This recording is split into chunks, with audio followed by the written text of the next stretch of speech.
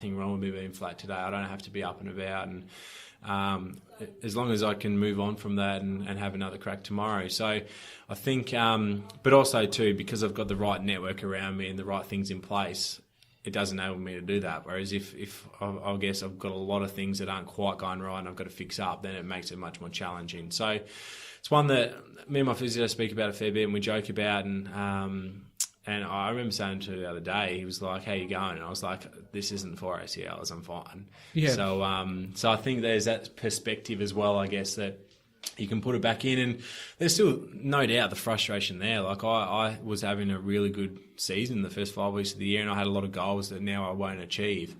But at the same time, I tell myself big picture and look at the big picture, and that is that if I can get back in the second half of this season, then we're a real chance to be up there again and hopefully win a premiership. Yeah. Well, a couple of things I think are really important to take away from this conversation before we finished is that the frustration, the feeling sad and getting depressed sometimes, it's okay. Absolutely. Like that's the bit that people try to... They fight with it. Put the barrier up. Yep. And ignore it or bottle it up, especially men that will bottle it up, not show their emotion or have anyone to share it with, and it then overwhelms them to an outburst or things that are much, much worse, which, for me is a dad with 5 kids with boys, that encouraging them at a very young age to continue to speak openly and honestly of how they feel, and that's completely okay. Yeah. So that was like the key for me. The second one is that there's, if you're a young kid and you want to play footy or you're someone in work, it's hard work. Yeah. Like the idea to think that it's not going to be hard work or you can sort of hack your way through it. Yeah.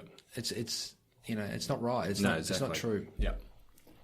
So I think they were for me what's really important. And the last one is no matter what happens is that we have to continue to grow and have a strong support network around us of, obviously you with your family, but also the friends.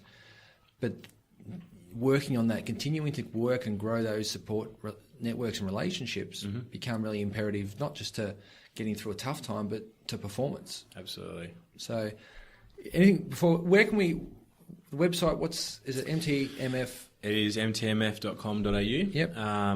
And so again, it's not just targeted at people who do ACLs. There is a lot of recovery information on there for literally, I believe that any setback anyone goes through, a lot of the principles are similar in overcoming that setback. And obviously there's ones where it's much worse than just a little injury, but a lot of the principles are the same, and it's how you actually do overcome that. And so that's on there, as well as my documentary, which is just, again, a lot of people, I think I got good feedback about that because a lot of people can relate. And so it doesn't have to be an ACL, but it can be anything that they go through and they go, you know what, I've been there, I've been exactly in that position and I've struggled.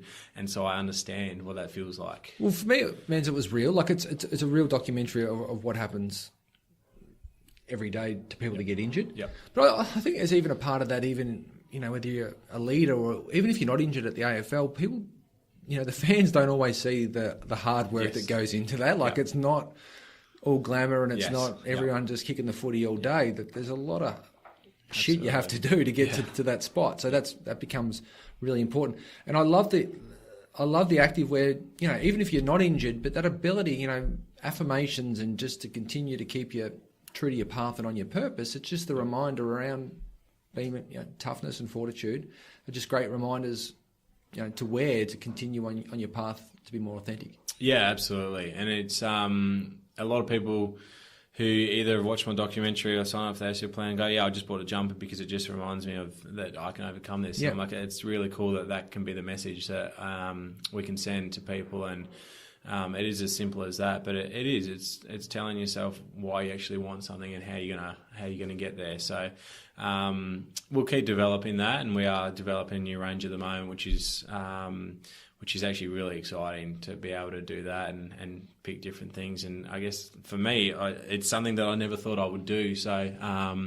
something that, I do every single day. I'm like, this is pretty cool. And I got a lot of teammates at the club that I give some free stuff to, and they market it well for me. You got the networks, mate. It's great. You see the boys wearing it, and I'm like, I walk past, I'm like, I'm like, thanks for repping. And they're like, no worries. It's free, so why not? But it's really cool. So it's something that, it's amazing how out of such a negative situation it has turned pretty positive for me. Yeah, you've definitely sound as if the negativity, we grow from that, and it sounds like you have. Mate, thanks for having you on the podcast.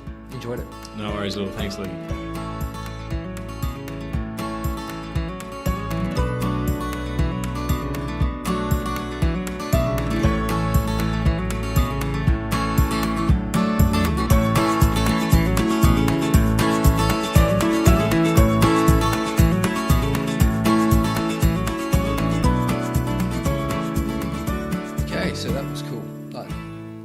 As I said to him, he's super authentic. He loves what he does.